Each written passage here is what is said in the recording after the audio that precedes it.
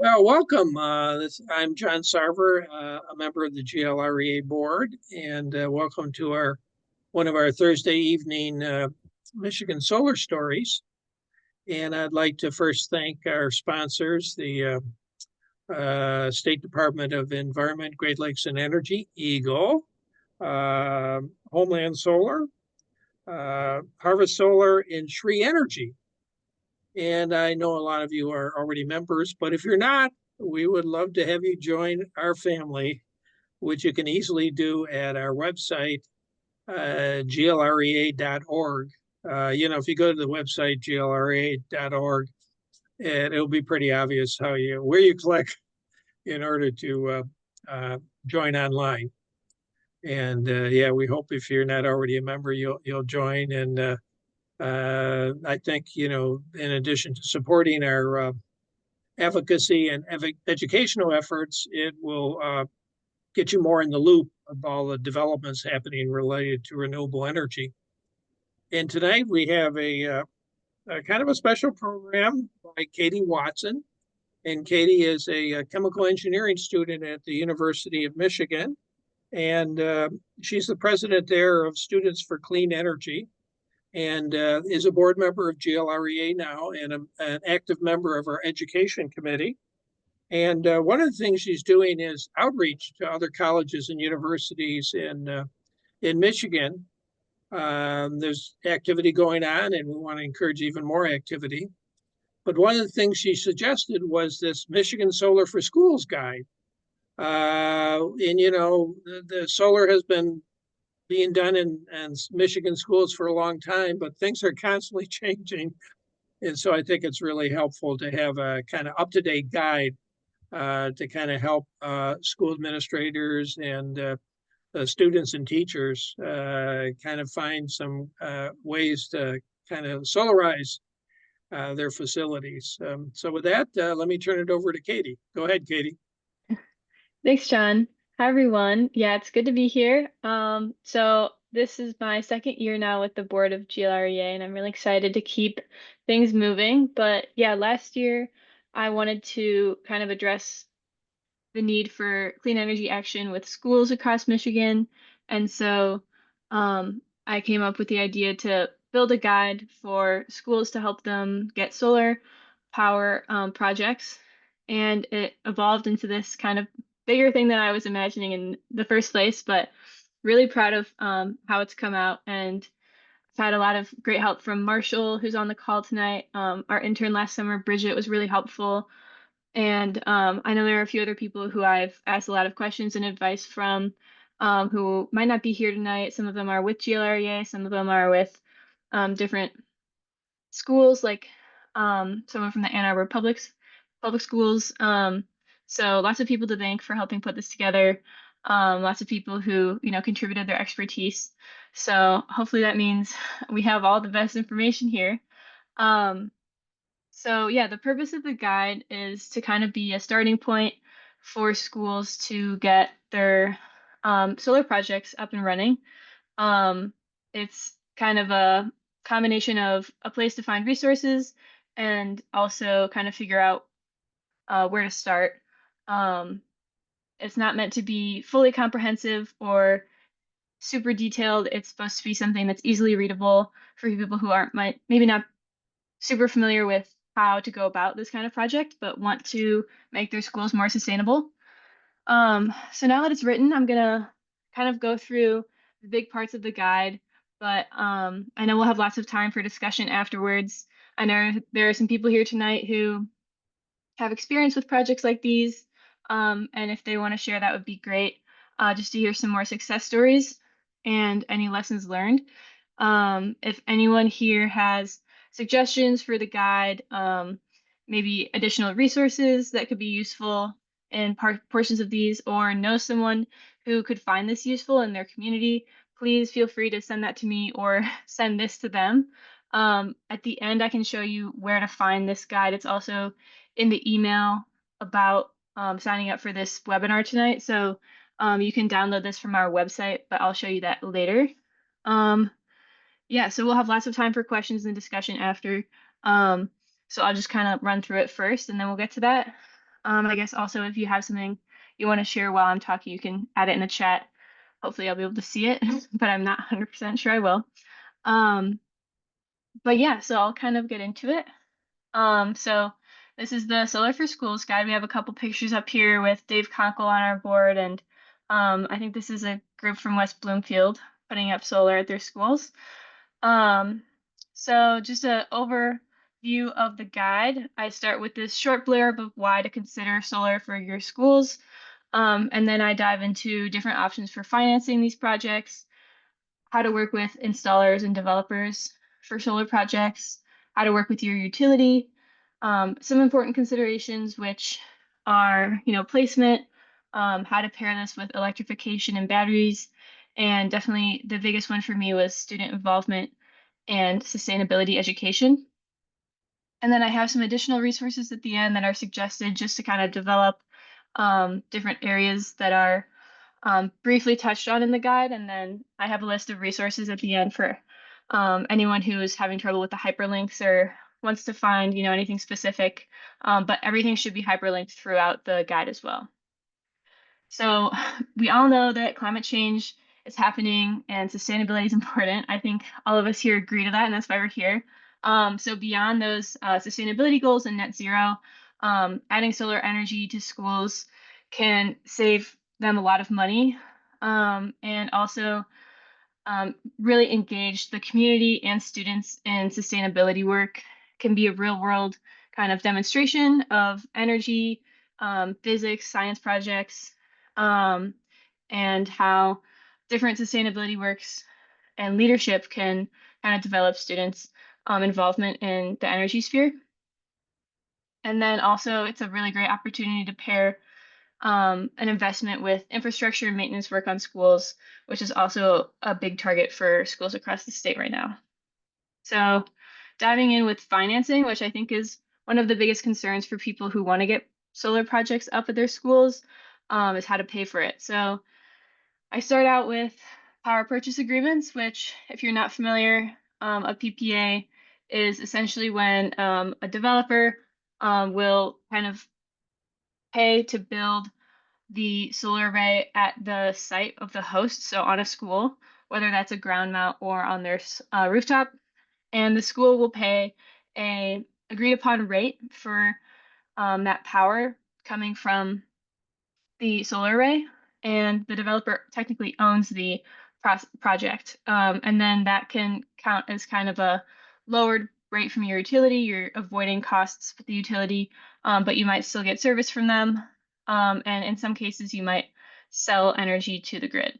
So we have some options here for schools that are interested in this option. It's not really common right now. It can be really complicated, but it's starting to become a little more common. Michigan Saves has options for working with PPAs. Blue Path Finance is another one that helps finance these. And then there's a couple financing partners that can help raise money for the projects. Raise Green is a equity crowd investing platform, and so they help raise money for projects like these, and can kind of structure around community investment. And those companies have other financing options as well. If you're wanting to look into other financing structures, those companies have similar options there. Community solar, this is a bit of an optimistic conclusion. Hopefully, as time goes on, this will become more relevant to schools. In some areas, like in Lansing, this has actually happened, and it's a good model for what could be done in the future, depending on the utility and where you're located as a school. Hopefully in the coming years, this can become a more viable option. PACE is another option where if you're looking for a longer term solution for financing, it's kind of related to a property tax. So there are some options here for looking into how to work with that. I would probably start by discussing with state representatives. Bonds are a big one. This is what the Ann Arbor Public Schools district used. It's a really huge opportunity to raise a lot of money over a long period of time. And beyond like the structure being really useful, I found that the Ann Arbor Public Schools case study was really useful. This is their portion of the bond, which the bond was directed for all sorts of different upgrades for their schools. And one section of it was dedicated purely to environmental and sustainability goals. So this chart kind of outlines a lot of good touchstones for schools to use when they're either building out a bond or just setting goals for sustainability. Not only installing solar energy, they also pair that with geothermal use, upgrading to LED lights, heat pumps, things like that, and also things like recycling, biodiversity, and other upgrades to school infrastructure that can be paired with solar projects, and just in general improve learning environments for students. So we'll touch a little bit more on the Ann Arbor case study in the future, but I just wanted to kind of highlight this as a really great option. And if you want to see more from this whole project that they've been working on, they have solar up across their schools in the city. There is actually a recording of the GLREA solar story with the Ann Arbor Public Schools about this project on our YouTube channel. And now we're getting to a big one, which is the Inflation Reduction Act tax credits. So while this may be kind of in flux in the next few months, state cash is still available. So I would definitely, if you know anyone who's considering a project like this, tell them to go for it fast. Yeah, so there's a lot of tax credits for things like solar arrays just up front, but also batteries, heat pumps, and other improvements that can be claimed. You can get anywhere from 10 to 20% of tax credits there that's direct payback. And so there's all these links here to get more information about the options that are applicable to different solar projects in different schools. And there's also a little shout out to the Infrastructure and Investment and Jobs Act. These two documents here, I think, are specific to schools, so they're pretty useful from the Aspen Institute of how these apply to schools instead of just anyone in general. And Michigan Saves, like I mentioned above, also offers an option to help kind of bridge the financing between the upfront costs and getting their tax credits back from the IRS. So that's a pretty big one too. MISAC is the Michigan Schools Energy Cooperative, and this is something that schools kind of buy into and join. And then once you're a partner of this organization, you can have access to Choice Solar and Bright programs, which help you do energy audits on your schools and also purchase a sort of virtual solar power or buy in with different projects that are being built in the state. I mentioned community fundraising as well, just as something that can supplement other financing options, and also just involving the community more deeply in the project is a really big part of something like this, because schools are not just where kids go every day, but it's also where they're making friends and where people are coming together and meeting people across the community. So up next is the working with installers section.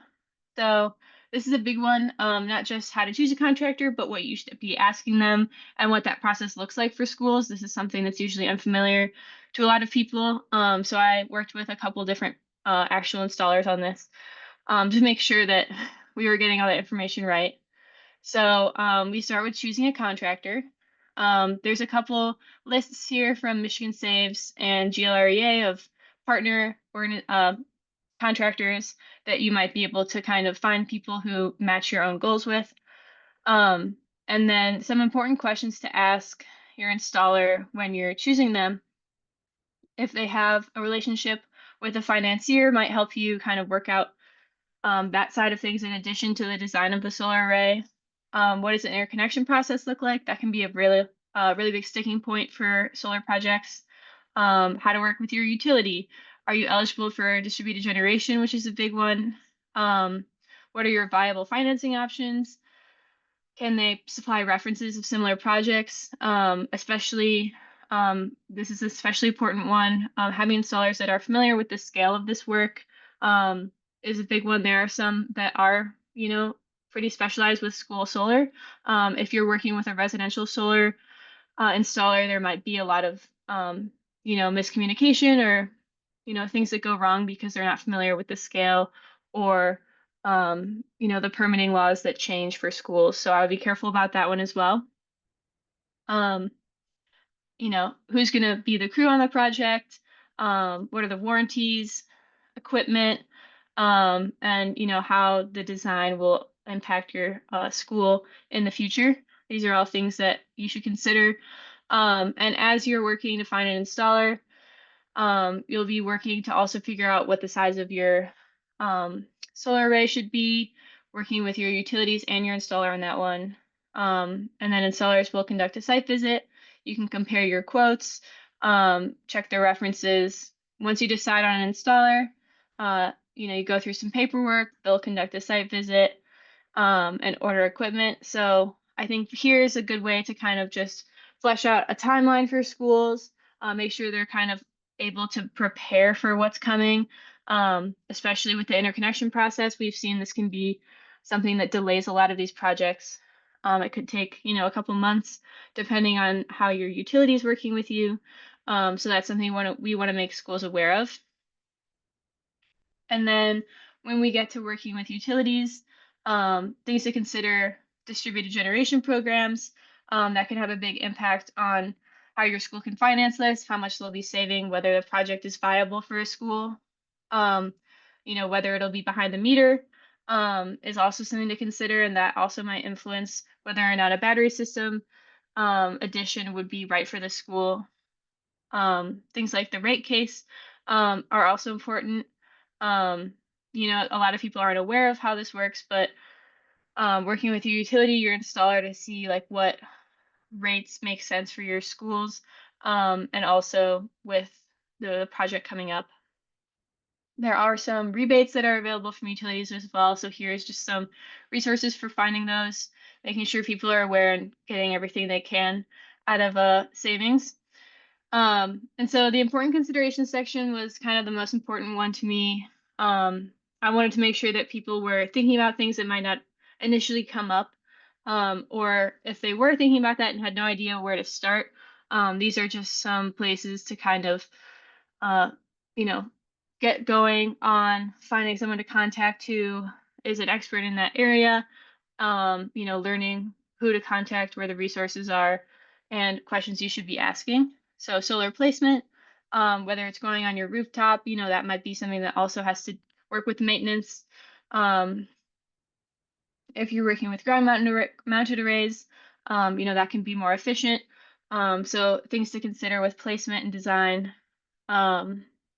And then with energy efficiency and electrification, we've seen that a lot of the completed projects at schools have been paired with updating their infrastructure. So electrifying for heat pumps, LED lights, things that will lower the cost of energy, even if you weren't upgrading to solar. Geothermal systems are a big one. And it's also just a good way to kind of make your school more sustainable and just better protected for, wear and tear in the future. Energy audits are something that a lot of people are interested in. Energy Star can do stuff like that. And finding people who are in that business is really important to figuring out, what upgrades work for your school. Albuquerque Public Schools did a really great project of adding battery storage to their solar system, which can, in some cases really boost your savings, provide power without peak solar production. That depends really on how schools are looking at costs, especially. And for me, the big part of this was student engagement and education. If you're going to do solar on schools, you should make it part of the schooling. So there are a lot of ways that you can connect student engagement to your solar project. And these are just a few of them. I tried to highlight, ones that have kind of robust resources, but there's always ways you can do it on your own. Science teachers can have demos that include projects with the solar array, something that our board member Dave Conkle did with a student group, and I think it was Petoskey, possibly Ann Arbor, escaping me right now. They had a monitoring app that evaluated the solar system's performance, and so a student group at that school was able to do like a student-led project and present that to the school board and show how this was saving money and improving the sustainability of the school. So it's a really great learning experience and leadership initiative for those kids. Eagle offers a really great environmental education curriculum that you can integrate as you do this program. So students kind of learn, why are you doing this and how is it helping the environment? Michigan Green Schools, also through Eagle, has a lot of resources related to this project, and you can apply for recognition if you get it completed. Um, you know, park services, conservation nonprofits, or field trips and activities are all a great ways to kind of include environmental sustainability work with a solar project. The Michigan Alliance for Environmental and Outdoor Education has a really great network of resources and training opportunities for educators who want to integrate this as this work is happening into their classroom. And we also have like a tree planting kind of group here that you can implement at your school.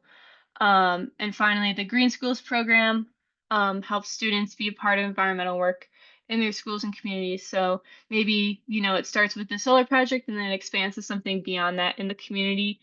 Just a really good way to kind of connect students to opportunities like this. So I know there are more opportunities like this. And if you have any thoughts on that, I'd love to hear it. I think that's kind of the heart of putting a solar project up at schools, is to get students involved with it and make it a learning opportunity. And then finally, just kind of outlining building a solar team. It's really important to formalize and dedicate a team of project leaders to make sure that a solar project, makes it from start to finish, has all of the expertise and resources it needs. So this can include teachers, school administrators, usually maintenance staff, and then all of those solar professionals that we discussed earlier. And so just to highlight some of the additional resources I add here before we jump into discussion time. And I found these really interesting, even if you aren't going to use this guide, if you're not working at a school or anything, I would still recommend looking into some of these just for learning purposes.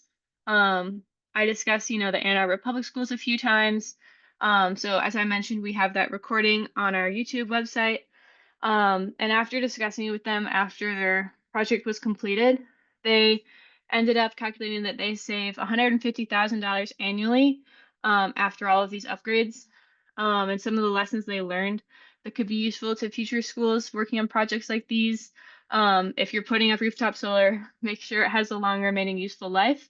Planning carefully for maintenance in the future and safety there as well, because there will be kids around. Interconnection, as I mentioned before, can be delayed a lot.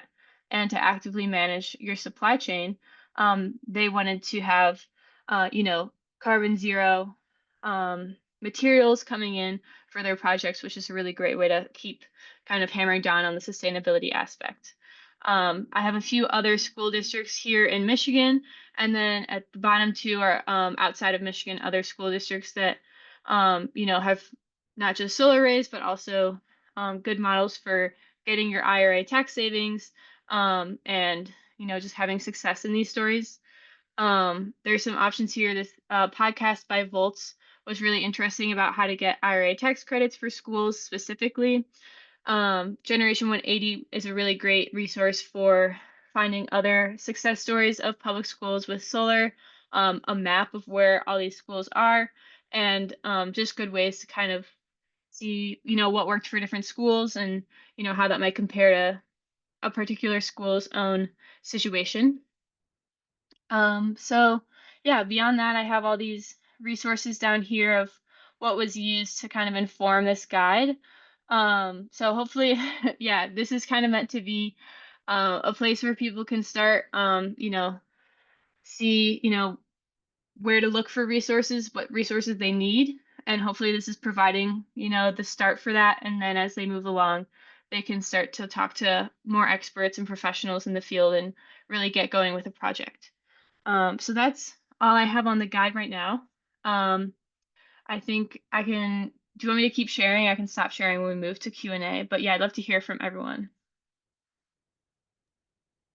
Yeah, why don't you stop sharing so we can kind of see people on the screen? It looks like John has the first question. And yeah, those of you, you know, because we're on more than one screen here, so it's probably helpful to raise a virtual hand, which you can do by going down to the, let's see, down below. There's a various uh, areas where you can kind of raise your hand. Go ahead, John. Well, this isn't really a question. This is more of a comment. I just want to point out that Josh Barkley is a GLREA member, and he's on this solar story. And and Josh can obviously speak for himself, but 3 or 4 years ago, he is a teacher at West Bloomfield High School, and he and his students put together a solar project for West Bloomfield High School and worked with one of our installer members, Rob Rafson at Chart House Energy. So, you know, Josh has got a lot of experience in this as well, and I just wanted to point that out, as well as Steve Smiley. Steve also sent me an email about some work he has done with solar in schools. So I just wanted to acknowledge both of those gentlemen for the work they've been doing with solar for schools. Thanks, John. I'm happy to also make some comments after folks get a chance to ask questions. Thank you, Josh. Yeah, super. Fabrice? Hey there. I'm a parent in Troy School District and trying to move the school district there to solarize. So any help you could provide, some outreach to sort of nudge them along to making this decision would be great. And maybe we could stay in touch about that. I had a few questions, so maybe you could just answer briefly to these 4 questions I had. One is the MySec program. I understood there was a program that would like guarantee that the school district would get 40% renewable energy by 2040, something like this. Well, now that the state has mandated 100% clean electricity by 2040, it seems like those old targets are out the window. So is MySec still sort of a good way to adopt renewable energy quickly, or are there sort of better approaches? Yeah, for MySec, I think like the problem that I saw with MySec when I was putting it in this guide was it's a great option if your school is a part of it already. But for schools that aren't, that might be something that is a stickler for them, you know, like joining this group. I think a lot of schools are slow to move on that. And if there aren't values that align, you know, that's something that holds people up. So a lot of the projects that I've seen that's like building directly on the site of a school have been not through MySec, but through like individual school initiatives. MySec helps connect schools more to like I would say like a virtual power purchase agreement kind of thing where maybe like they can claim that some of the energy flowing through their school is coming from clean sources, but it's not necessarily directly on site. Right. So that's kind of the difference there that I've seen. And there is that Bright program, which I think is a good opportunity to get support with starting out one of these projects. But aside from that, I would say that's kind of my distinction there. And I'm not 100% sure about like their numbers now that the state laws have changed.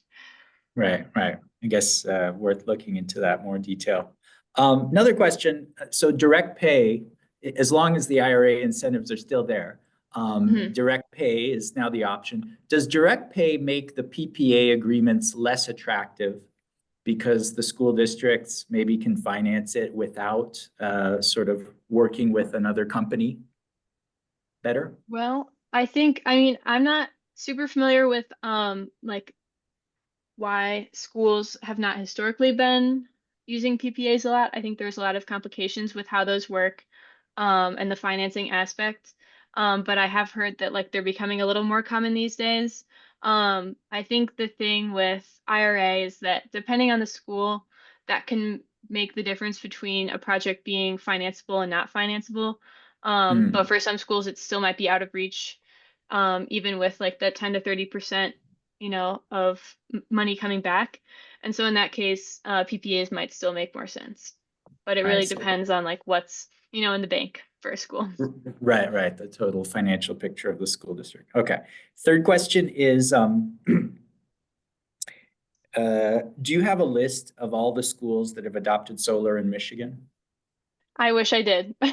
I'm sorry to say, the schools I have listed are ones that I've talked to people who worked on those projects. I know there are more that I haven't listed in the guide. And I'd love to hear more that show up, but it's really not well documented. So Okay. I know you posted a link to a map, but I think it's like 4 years out of date. So yeah, and it's I'm also, sure I that think, there's nationwide. So right. And then the last question I had is, now that the cap has been raised on distributed energy to 10%, we're not anywhere near the 10%, I believe, with DTE or consumers. So therefore, school districts, I imagine, should have no problem in adding distributed energy. yeah, I'm not sure if someone else is able to speak on this. But I think schools would make really great candidates for distributed generation. And yeah, I mean, no one really knows when we're gonna hit that 10% cap, but I think the faster the better, hopefully it provides some kind of speed incentive for schools, just the not knowing. Well, Yeah. part of the challenge though is that under the distributed generation program, the maximum size you can have is 550 kilowatts. So Mhm. that may not in fact meet the load of a school. So in which case, if you're trying to have a solar system that provides the vast majority of the historical load of the school, that the DG program might not be the best fit. So, I just think we need to, I mean, this is a new project for GLREA, and Marshall, who is on this solar, this program, he and I are starting conversations with the state of Michigan to learn more about the extent from which schools have adopted solar and the different models that they've used, and how these new models, how are they going to compare with some of the newer laws that are in place. So we're just kind of beginning peeling the onion, so to speak, about this whole project. So I think, Fabrice, we should keep in touch. Yeah. And we can get back to you and start working together with you. The other thing I wanted to mention is that, and I don't know whether Katie has looked into this. I know Marshall and I've talked about it. There is some program called the Green Schools Initiative, which is some program that has some type of relationship with the state of Michigan. Marshall, do you have any details on that at all at this point, or are we still looking to do some research on that? It's a designation. There's a lot of schools in Michigan already participating. So there's different classifications based on what you're able to accomplish at the school. One thing that I don't have the answer to in regards to the green schools yet is if there's grants available. I did post in the chat a more of a national grant, but it is a really great opportunity. So, one place that can really help these projects too, in addition to all the direct pay that's out there right now and PPAs, is grants.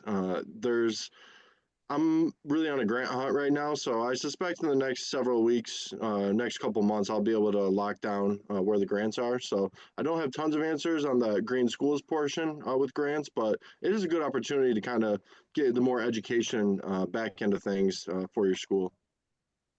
Yeah, and I'd also just add getting in touch with Eagle is really helpful. They know so much about how schools can get more sustainable. So if you're interested in a project like this, definitely get in touch with someone at Eagle. I think they have contact information up on their website. Yeah, they're super helpful. So Yeah, go ahead, Dan. Myself here. Good evening, everybody. I'm Dan Trudell. I'm the new assistant of business for Troy Schools. So Fabrice, I appreciate the email to Dr. Macheski, and Thanks so much for joining on, Dan. Appreciate it. Yeah, when you had brought this to his attention, I came from Avondale Schools, which is just west of Troy Schools, so not too far. But we moved to Troy, and then I also got a job in Troy as well over the summer. So it's been a busy month. But so in regards to actually for the Michigan Green Schools, we had that at Avondale Schools. We do have some of our Troy schools that are Michigan Green Schools as well. I'm not aware of any grants that would cover that initiative, but typically it's all done at the building level. So a principal might create an initiative with a teacher in that building, we often would pay a small stipend to a staff member to lead that initiative in that building. They'd fill out the paperwork, submit it to the state to get certified. And then they have to have ongoing recycling programs where they typically will collect scrap papers from the classrooms or, you know, plastics from throughout the buildings and then deposit them into a recycle receptacle. So that's something that we do have, but again, no grants that I'm aware of. You know, in term from a school perspective, I know back in 21, I signed on with MESIC and the Bright Initiative at Avondale, and I never heard anything after that. So, you know, I tried to go to their website just now and it doesn't actually exist anymore. So I'm not sure if they dissolved that initiative or what, but from what I could tell at the time, it seemed like it was more of the PPA model, to where, you know, you would have, because as a school district, we don't file taxes since we're essentially we're an agency of the state of Michigan, so we don't file taxes, so we can't actually get a tax credit on anything. But what they do is you typically partner with a company or a vendor or a contractor that'll come in and they get to take that credit on our behalf. And then in exchange, they give us some sort of savings, you know, whether it's on the install cost or something like that. So it's kind of an indirect effect, if you will. But as far as I know, Bright, that initiative was a PPA model where they would have brought a contractor in. They had a whole RFP specified for exactly what they were looking for. They would come out to your school district buildings. They would assess, do we put the panels on the roof? Do we put them in a field somewhere, you know, depending on your infrastructure? And the challenge that I've often encountered, particularly with architects in this at the school level anyways, was schools have to follow a different set of building code standards that is much more rigorous and higher than a residential home. So they often would tell us that putting a solar panel on a roof is much more challenging due to the weight distribution of those panels. So they often would find that it is almost impossible without significant dollars to reinforce that roof at that particular building. So that's some of the feedback that I've gotten, and I would love to learn more about that from an architectural standpoint to understand why that is such an impact on that. And then, you know, from a school perspective, you know, the challenge is there's a lot of power required, and in particular in Michigan, can we generate enough power with solar panels to power the whole school, which I don't think we're there yet. But, you know, we have often said, how can we prioritize what we do power? So could we use it as a backup solution where you have batteries and solar panels working together to be there during a power outage to keep the emergency lights on, or the servers up and running, internet, phones, anything safety and security related at a minimum. We do have generators at some of our buildings, but not all of them. So I think that could potentially be a good opportunity for schools in terms of just backup generation of power as well. So I would certainly be open and more interested in learning about if that's a possibility, and if so, you know, what would those costs be? So that's just kind of the school side perspective. You know, I've been in school 9 years now.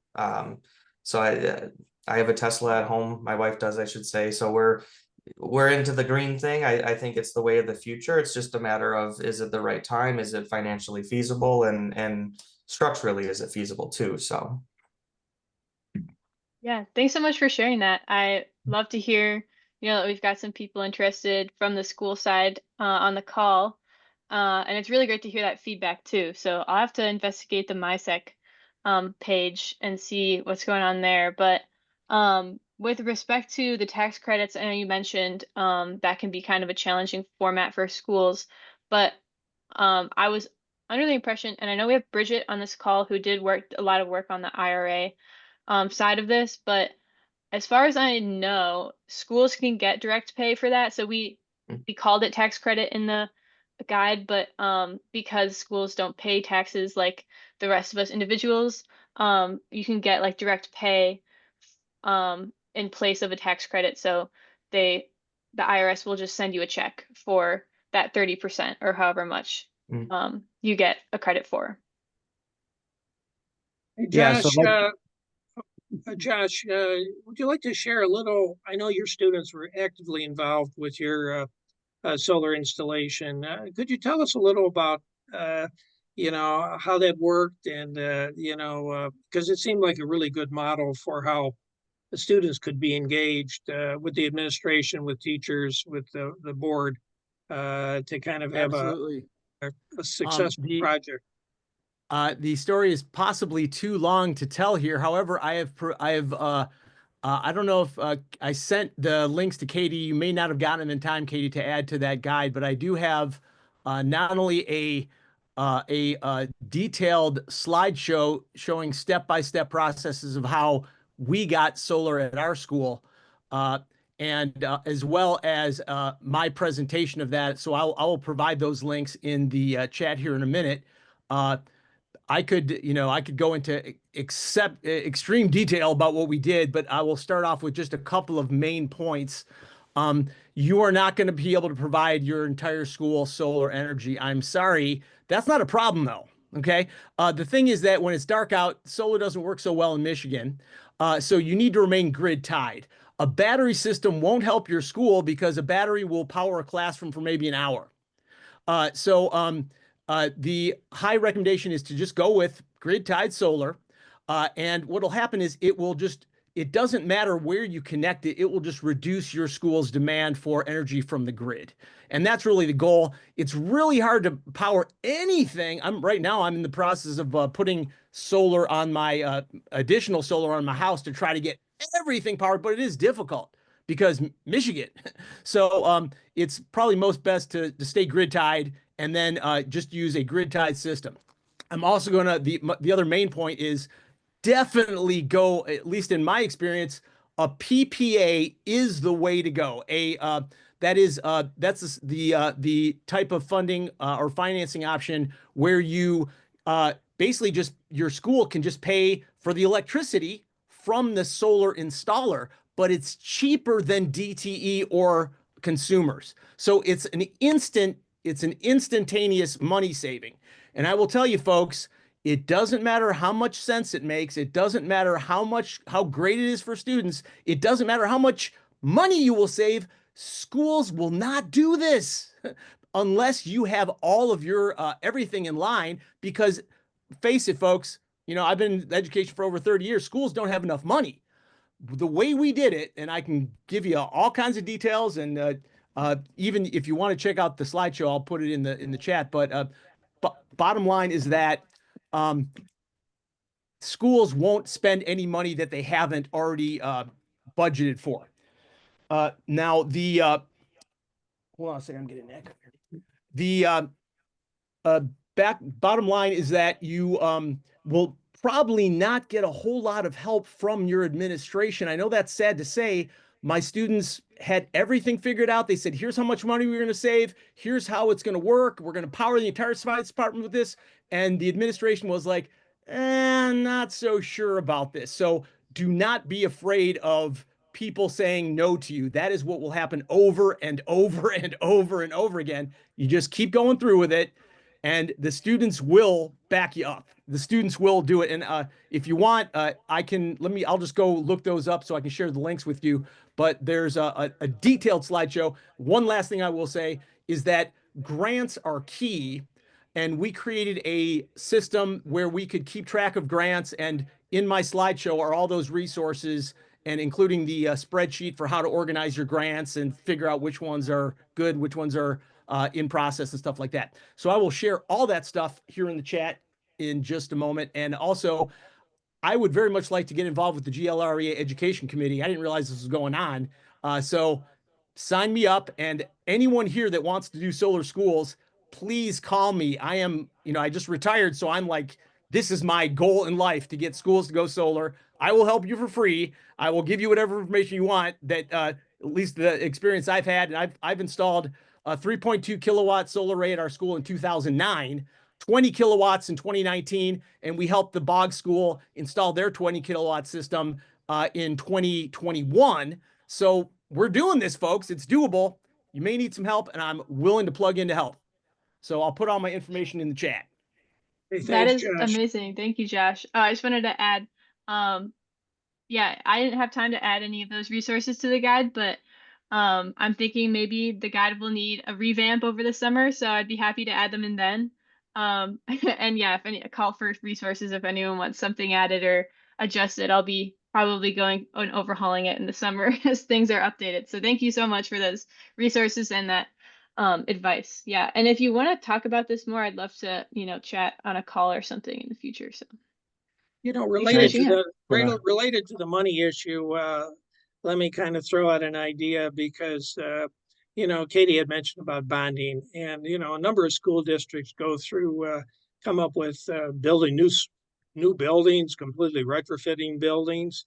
And sometimes they kind of throw a solar project in, sometimes they forget about it.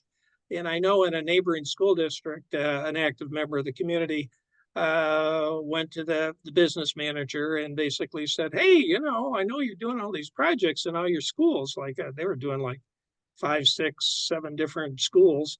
She said, what about solar? And the response she got was, well, no, we're not doing anything. I don't really know if we can kind of fit that in or not. And she was persistent. She kept lobbying and was successful in getting some solar projects done at some of these buildings as part of an overall bonding project.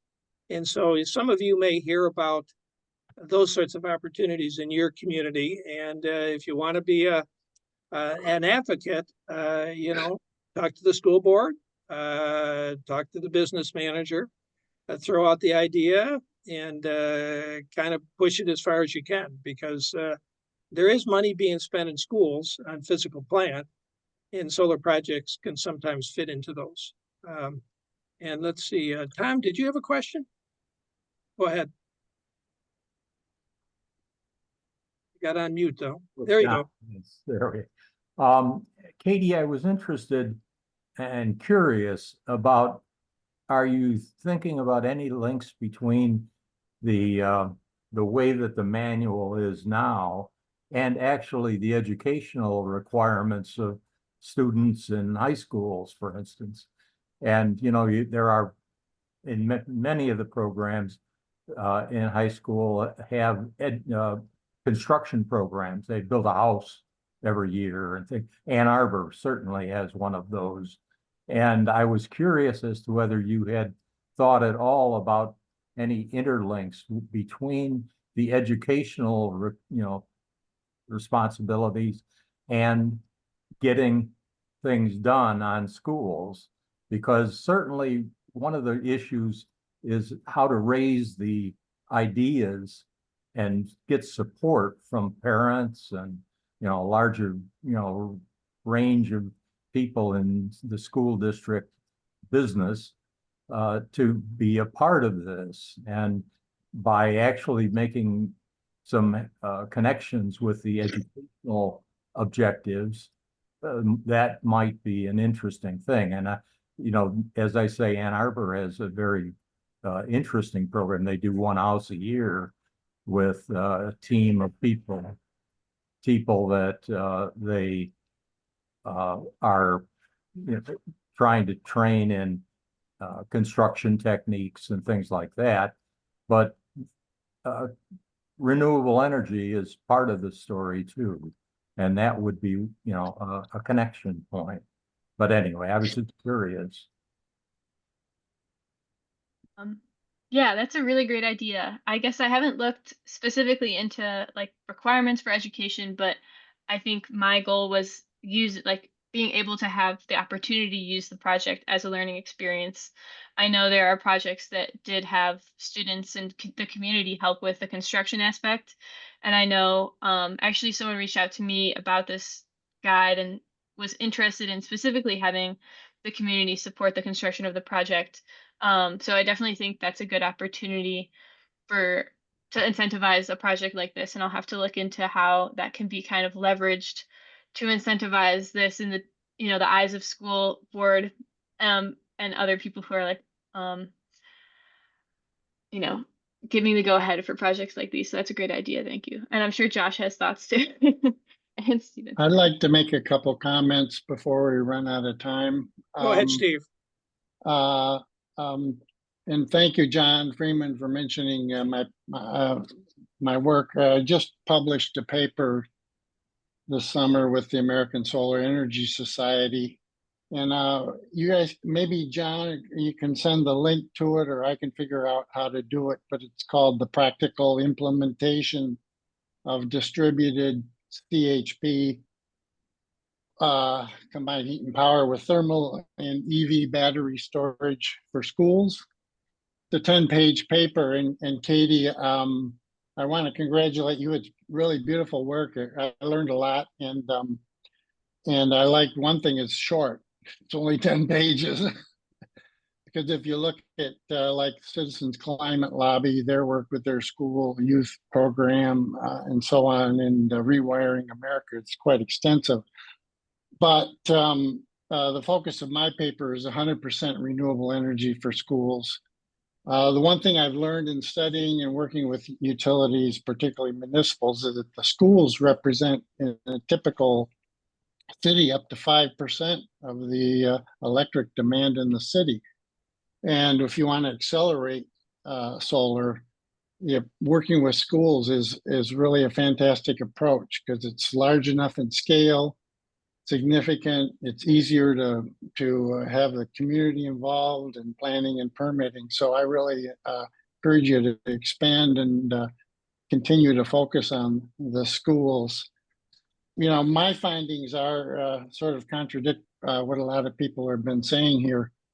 My focus is 100% renewables, and I sort of come from that school, the 100% renewable school, you know, from the Germans and others. And I used a school in Traverse City, Michigan as my model school for my study, because I worked for so many years with Traverse City Light and Power as a consultant. I'm now retired, living in Seattle. And that means you focus on not just electricity, but you focus on natural gas. The goal is for 100% is to knock out the natural gas. And so you need a lot of solar. This school that I used as an example, the solar size is 3.4 megawatts, 3,400 kilowatts on the school property. And this is a school property of 90 acres, and the solar would basically take up 25% of the school property, roof, parking lot covers, ground covers. There's plenty of space available to knock out all of the solar annual energy and all of the natural gas. And natural gas turns out to be the biggest energy use in the school, 2/3. So your focus is not just making some electricity, it's to heat the school with solar, knock out the natural gas, and utilizing appropriate thermal and electric storage, and EV buses and school vehicles for battery storage. All of this can compete and be cheaper than natural gas. That's the findings in my paper. And I would encourage, you know, people to look at it, contact me if you want to discuss it further. So there's tremendous potential for electrifying schools and knocking out natural gas with solar. And I think you guys are really onto something. So I can take, I wanted to comment on a couple of questions. Once the MESAC thing is a power purchase agreement. From your paper, I looked it up. They're planning a 50 megawatt solar project that the schools can buy into under a 15-year term. So that is a PPA project, and the schools get a fixed PPA price if they're going to participate. And once that 50 megawatts is consumed, they may add more. But it is a PPA, and I don't encourage. Whoops, I lost my screen here, sorry.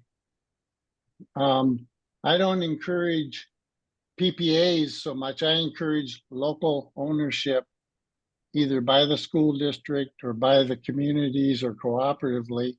And of course, it's a lot easier if you have a municipal utility and not a large investor-owned utility. But if you do it with municipal utilities, it's a lot easier. And I guess that's my main comment on your work, but congratulations and keep up the good work. Hey, thanks, Steve. Thank you. Lee, go ahead. Leandre? I just wanted to compliment Steve on mentioning the buses, because the buses have the batteries in the buses have the perfect schedule. They get out early in the morning when the sun isn't up. They get back to the barn all day when the sun is shining. You can charge them, and then all summer you can use them for the utility. Should be more than happy to cover some of those summertime peaks when the buses are just sitting in the barn. So it's really a very good match. Steve, thank you for mentioning that. Yeah, I can follow up. The buses I used for my study had a dispatch capacity of 60 kilowatts. And that meant that only 5 or 6 buses would meet the peak demand, the peak annual demand of the school's electric load, just 5 or 6 buses. Hey, go ahead, Josh. Just to clarify, and thanks, Steve, for your work on that. It is not a technical challenge. We could have schools 100% renewably powered. The challenge that I faced, or that we faced as our environmental club, was administration fear, and it was a huge amount of fear. And Katie, it's no surprise you had trouble finding out which schools had power purchase agreements. When we did it, we were the first school in Michigan to do that, and we had to actually there was one other school, but we had to look really hard to find other people who had done it so that our administration would even look at it. They said they were out of hand. We're not going to touch this because nobody else is doing this. Why isn't everyone doing this if this PPA is so good? And you can understand they're just very hesitant to do anything that everyone else isn't doing. I'll also say that Ann Arbor is a very progressive district. It makes sense that Ann Arbor put in a lot of school district money to do this. It is the right thing to do, and it is saving them money. Other districts may not have the foresight or the understanding of how renewables work to do what Ann Arbor did. I sure wish West Bloomfield could have. We could have powered a lot more. And then the final thing, I know we're running out of time, but definitely call me or email me if you want more information. I put the slideshow. It's very detailed, and it's very long because it shows all the work the students did. It covers all forms of the curriculum. We had students doing presentations to the board. We had students doing presentations to try to win grants. We had kids in the art club doing stuff to mock up our whole solar array. It was across the board: math, science, art, everything. We got everybody involved in this, and really, I think that's one of the most important things to do.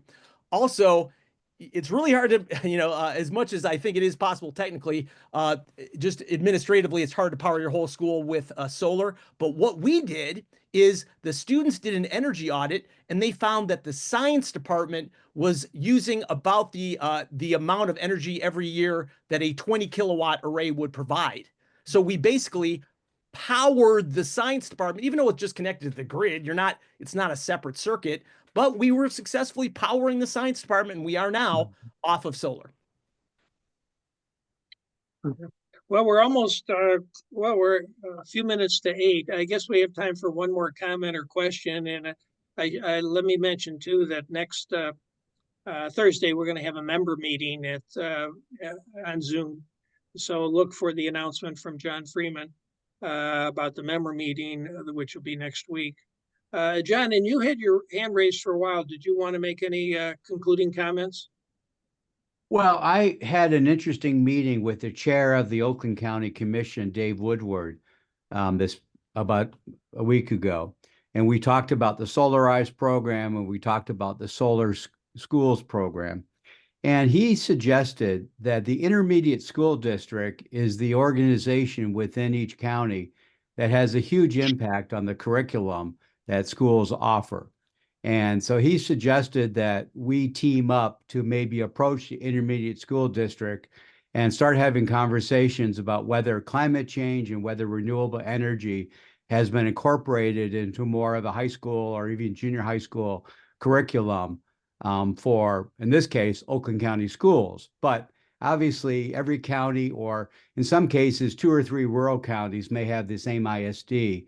So, you know, we were just talking about how this is an organizing project, not only to get solar on schools to reduce the energy expenditure, so more money is freed up to be able to invest in other portions of the school budget, but also as a teachable moment for the students, like Josh was talking about. So we may go directly to the ISDs and start those conversations. Let me just quickly add again that the Citizens Climate Lobby, which is a huge national, international organization, has a youth, they call it the Youth or a Great Electrification Challenge. And it's a pretty good organization, and they use Rewiring America and their work on this as a template. And they get students involved in politics and addressing the board.